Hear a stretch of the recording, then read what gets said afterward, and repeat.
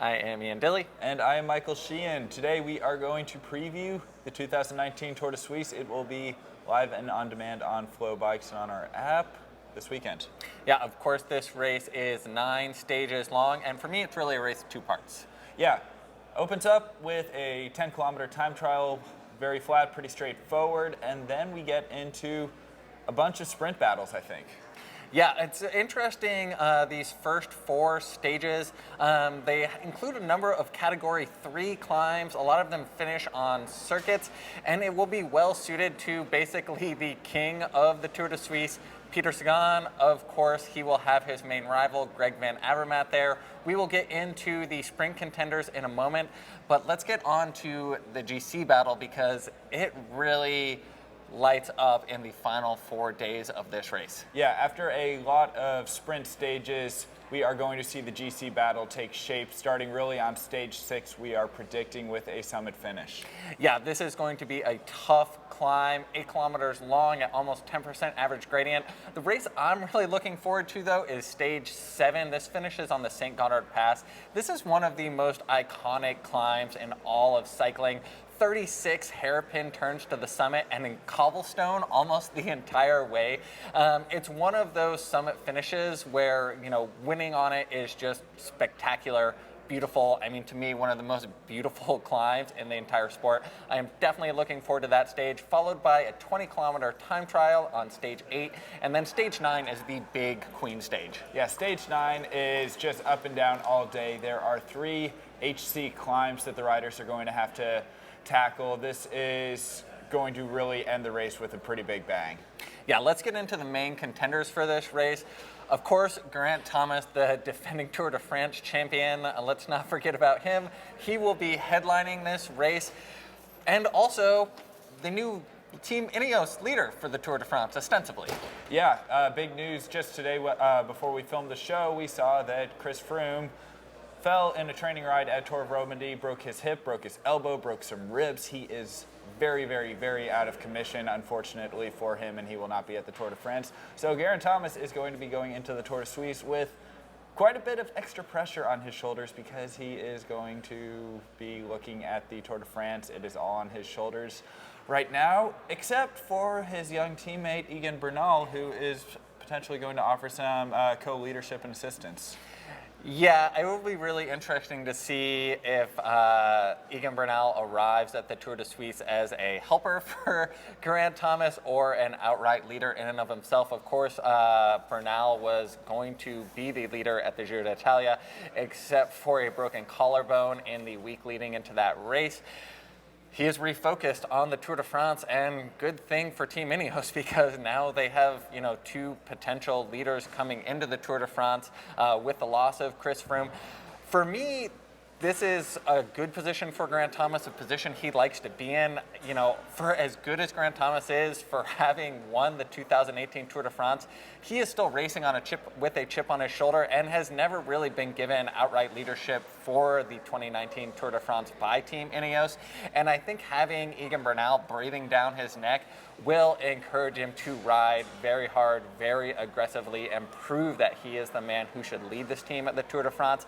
He has had a rather slow start to the season.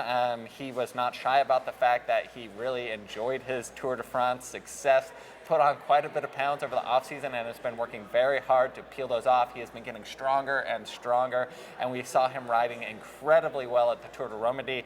I think he is going to come out guns blazing at the Tour de Suisse. I am really excited to see a little preview of Geraint Thomas's form at Tour de Suisse. Another young rider who I cannot wait to watch in action at Tour de Suisse is Brandon McNulty. The rally cycling team out of America, of course, is going to be at Tour de Suisse. This is a huge, huge, huge race for the new Pro Continental team, and Brandon McNulty is going to be leading the charge. He is, of course, a world champion in the time trial discipline as a junior. He is incredibly, incredibly talented, a future World Tour star for sure. This is going to be one of the first big races that we are going to see him at. Yeah, obviously a big race for Rally, a big race for McNulty. You know, Rally has definitely proven themselves capable of competing at the World Tour level previously. They're They competed, McNulty was top 10 at the Tour of California.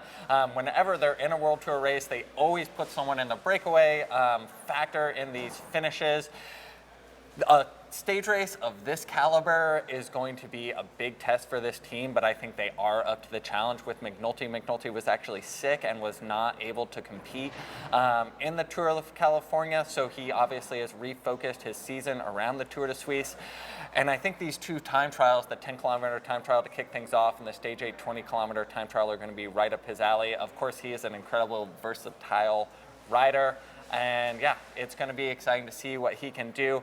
Other American in this race that we'll be watching is Lawson Craddock. Yeah, Lawson Craddock has been on a mission this year. He was absolutely motoring. He was a driving force of EF's first win of the season, the team time trial at Tour of Colombia.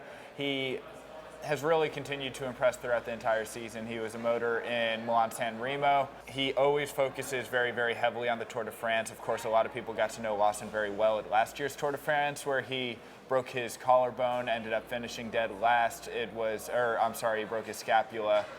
Really, really hard-fought race for him. He is going to be hoping for a much better Tour de France where he actually gets some results this year, and he seems to have the legs to do it.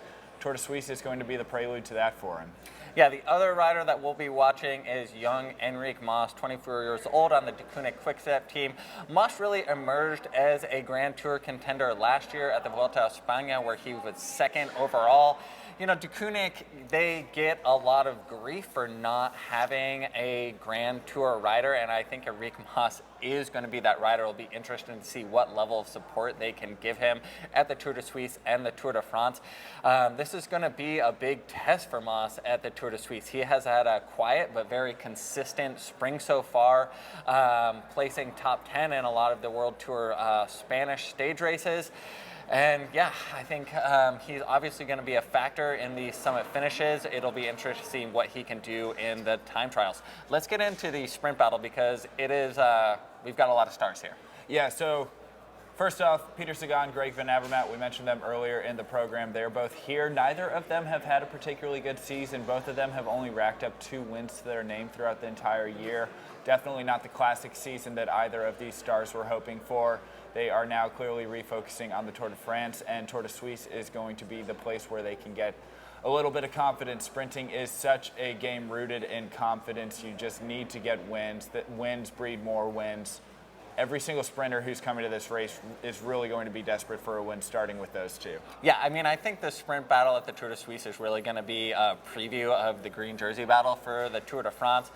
In addition to Van Avermaet and Sagan, we also have Michael Matthews and Ele Viviani. Viviani, I would say, dark horse, maybe favorite for the green jersey at the Tour de France. This is a rider who can definitely climb pretty well, in addition to having an incredibly fast finishing kick. Michael Matthews has not done much racing since the Tour of Flanders, where he had an incredibly strong ride, in addition to a series of results at the Volta a Catalunya. So really an all-star field of really versatile sprinters and classic riders coming to this race, and in the opening stages of this Tour de Suisse, they are going to be coming out guns a-blazing. Yeah, and one more rider, John Degenkolb of Trek Segafredo, is going to be lining up as well. He really has not had much of a remarkable season. His second place ride at Gent-Wevelgem was really the only head-turning ride we've seen for him. So a lot of hungry sprinters hoping to notch up a couple wins before the Tour. Of course, tune in live and on demand on FloBikes.com and the FloSports app. Looking forward to it. We'll see you there.